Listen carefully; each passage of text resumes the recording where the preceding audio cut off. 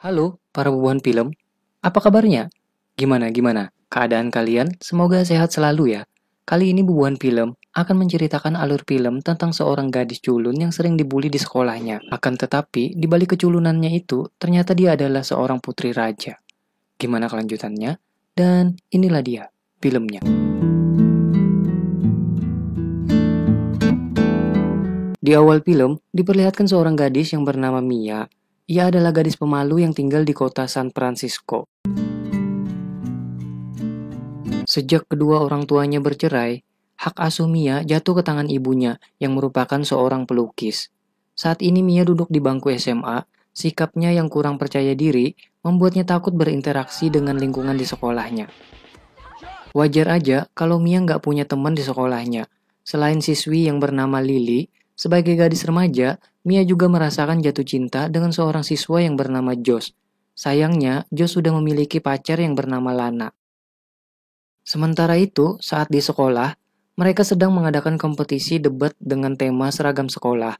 Dalam kompetisi itu, lawan debat Mia adalah Josh. Josh dengan lantang menyuarakan pendapat bahwa seharusnya di sekolah ada aturan menggunakan seragam casual. Pendapat Josh ini langsung dapat sorakan serta dukungan dari semua murid. Di saat giliran Mia maju untuk memberikan pendapat,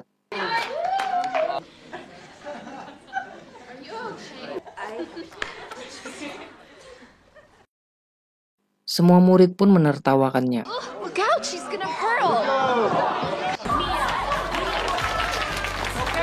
Sepulang sekolah, ibunya datang menemuinya dengan membawa kabar bahwa nenek dari pihak ayahnya ingin bertemu dengan cucu semata wayangnya itu. Mia pun bingung, kenapa tiba-tiba neneknya ingin bertemu, padahal selama ini sang nenek tidak pernah menghubunginya ataupun ibunya. Keesokan harinya, saat Mia pulang sekolah, ia langsung pergi ke alamat yang diberikan ibunya, dan tiba di depan rumah mewah tempat neneknya tinggal. Kedatangannya pun disambut hangat oleh kepala pelayan. Mia diantar masuk dan untuk pertama kalinya, ia pun melihat wajah neneknya. Di sana Mia diberitahukan bahwa sang nenek adalah ratu dari kerajaan kecil di Eropa. Alasan sang nenek ingin bertemu Mia adalah untuk menyampaikan kabar duka mengenai kematian putranya, yang tak lain adalah ayah Mia sendiri, dalam sebuah kecelakaan. Karena putra mahkotanya telah tiada, maka neneknya akan mewariskan tahta sepenuhnya kepada Mia, selaku pewaris yang masih tersisa. Awalnya Mia nggak yakin dengan apa yang dikatakan neneknya yang begitu serius. Ia pun sangat terkejut dan masih nggak percaya bahwa dirinya adalah tanggung jawab besar atas suatu kerajaan. Neneknya berjanji, sebelum memimpin kerajaan, ia akan mengajari caranya bersikap selayaknya seorang putri, serta akan merubah penampilan Mia secantik mungkin. Namun Mia yang belum siap akan hal tersebut, ia pun menolak dan pergi dari tempat tersebut. Setibanya Mia di rumah, ia pun marah pada ibunya, karena selama ini ibunya menyembunyikan kenyataan bahwa ia adalah keturunan bangsawan. Ibunya kemudian bilang, setelah bercerai dengan ayahnya Mia, keduanya sepakat untuk membiarkan ia tinggal bersama ibunya, agar Mia kecil bisa memiliki masa kanak-kanak yang normal. Rencananya Mia akan diberitahu ketika usianya mencapai 18 tahun. Tapi dengan meninggalnya sang ayah, Mia pun akhirnya jadi tahu rahasia itu lebih awal, di usianya yang saat ini berumur 16 tahun. Di hari berikutnya, sang nenek menemuinya dan ibunya. Neneknya berniat akan segera mengumumkan sebagai penerus kerajaan kepada wartawan. Namun Mia menentang niat sang nenek. Ibunya pun lalu membuat kesepakatan di antara mereka berdua. Mia akan tetap belajar menjadi seorang putri, namun setelah itu ia berhak menentukan pilihannya.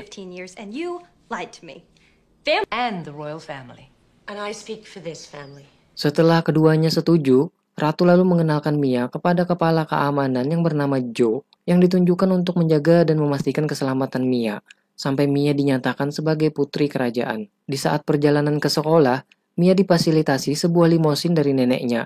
Di perjalanan, Mia meminta Joe untuk menjemput sahabatnya Lily. Lily pun takjub saat Mia datang dengan mobil mewah sedan tersebut.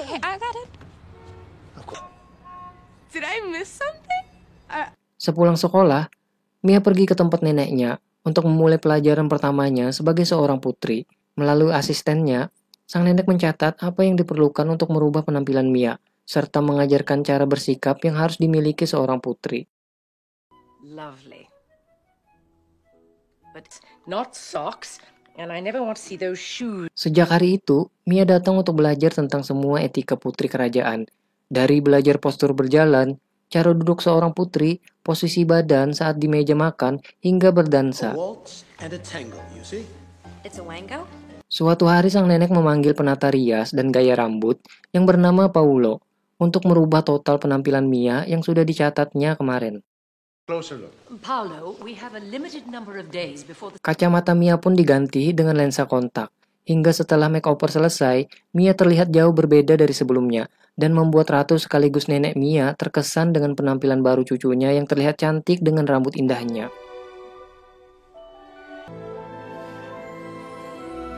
Keesokan harinya, saat berangkat sekolah, Michael, kakaknya Lily yang juga satu sekolah dengan mereka, terpesona saat melihat kecantikan teman adik perempuannya itu. Namun Lily tidak begitu suka dengan penampilan Mia yang sekarang karena dia pikir Mia merubah penampilannya untuk mendapatkan popularitas. Meski Mia sudah menutupi gaya rambut barunya dengan topi, Lily masih saja terus berkomentar. Akhirnya Mia terpaksa memberitahu Lily bahwa dia adalah putri kerajaan dan meminta Lily merahasiakannya dari teman-teman yang lain. Di saat jam pelajaran dimulai, Lana memaksa Mia untuk melepas topinya. Mia pun menuruti kata-kata Lana. Penampilan barunya ini bikin heboh satu kelas. Ada yang menyukainya, ada juga yang mengejeknya.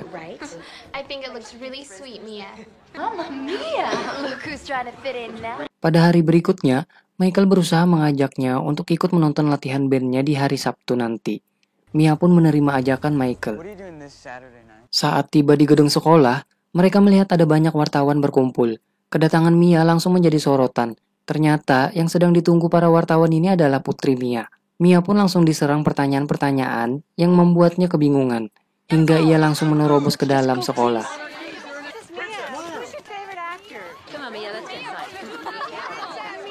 Ketika Mia sudah merasa tenang, nenek dan ibu Mia datang menemuinya di sekolah untuk mencari tahu siapa orang yang sudah membocorkan rahasia tersebut.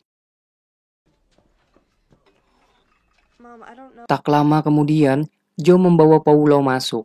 Paulo mengaku bahwa yang telah mengatakan tentang Mia kepada media adalah dirinya.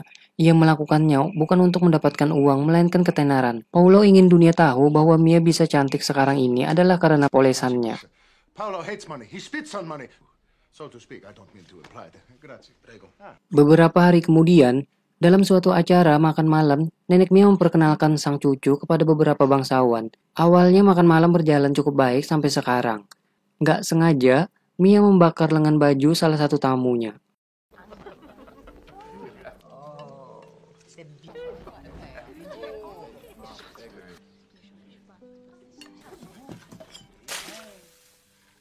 Ketika Mia mencoba mengambil buah anggur yang jatuh ke lantai, ia membuat tamu di sebelahnya tersandung hingga terjadi kekacauan.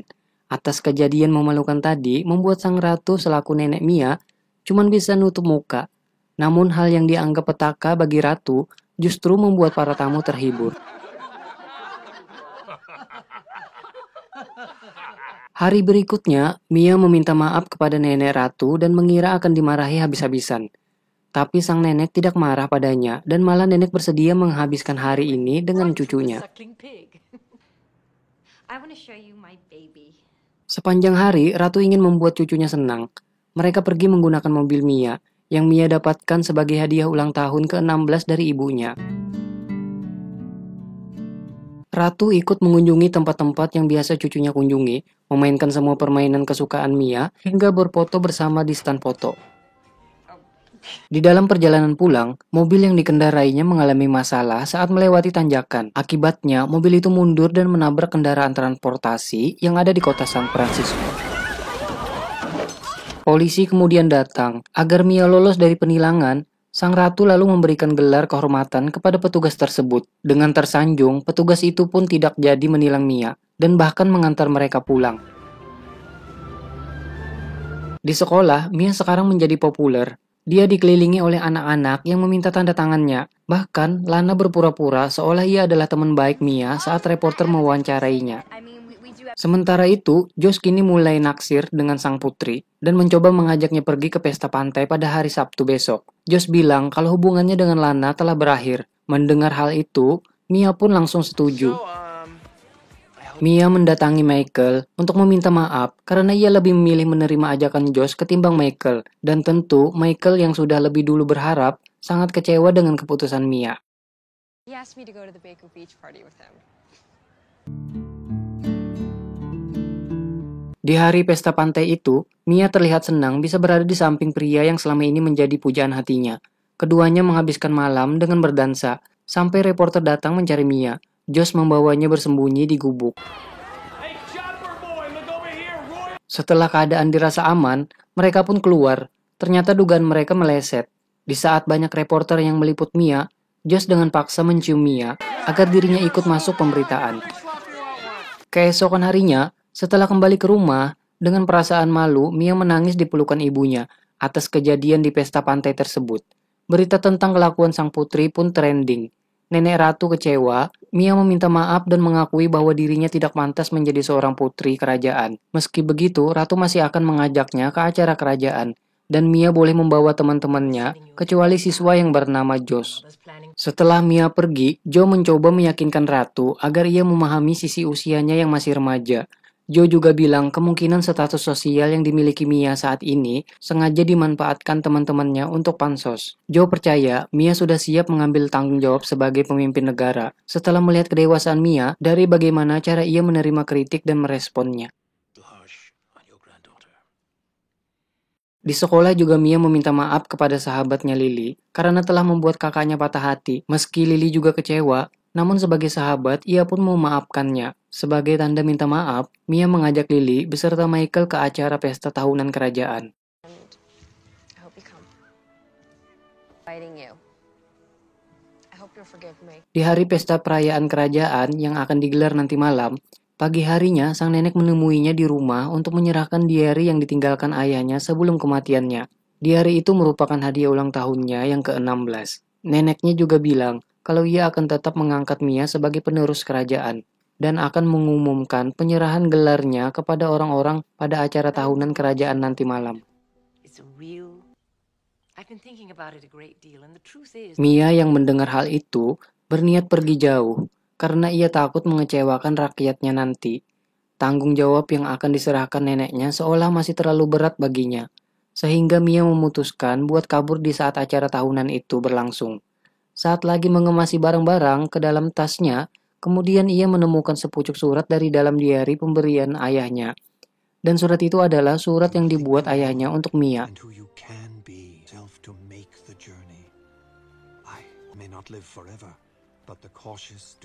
Setelah membaca surat tersebut, Mia tersentuh oleh kata-kata sang ayah. Ia jadi tahu pentingnya sebuah keberanian. Akhirnya Mia memutuskan untuk menghadiri acara tahunan itu. Nggak peduli walau harus mengemudi di tengah kondisi hujan lebat. Dengan mobilnya yang beratap terbuka, tapi nasib sial dialami Mia di tengah jalan. Mobilnya mogok. Ketika Mia mulai pasrah dan menyerah, Joe tiba dengan limosinnya. Ia diutus Ratu untuk menjemput Mia sementara di acara tersebut. Karena Mia nggak terlihat, Nenek Ratu akan mengumumkan penolakan Mia. Di saat pidatonya baru dimulai, Mia pun tiba dengan kondisi basah kuyup dari kepala sampai ujung kaki. Dia mencoba berpidato di depan seluruh tamu yang hadir. Dan seperti biasanya, ketika berbicara di depan umum, ia gagap.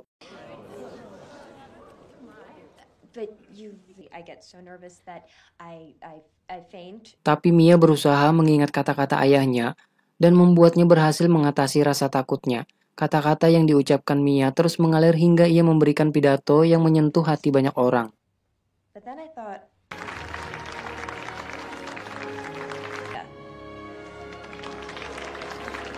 Ia pun secara resmi menerima gelarnya sebagai putri kerajaan, serta akan terus belajar dan berusaha agar bisa menjadi pemimpin yang baik bagi rakyatnya.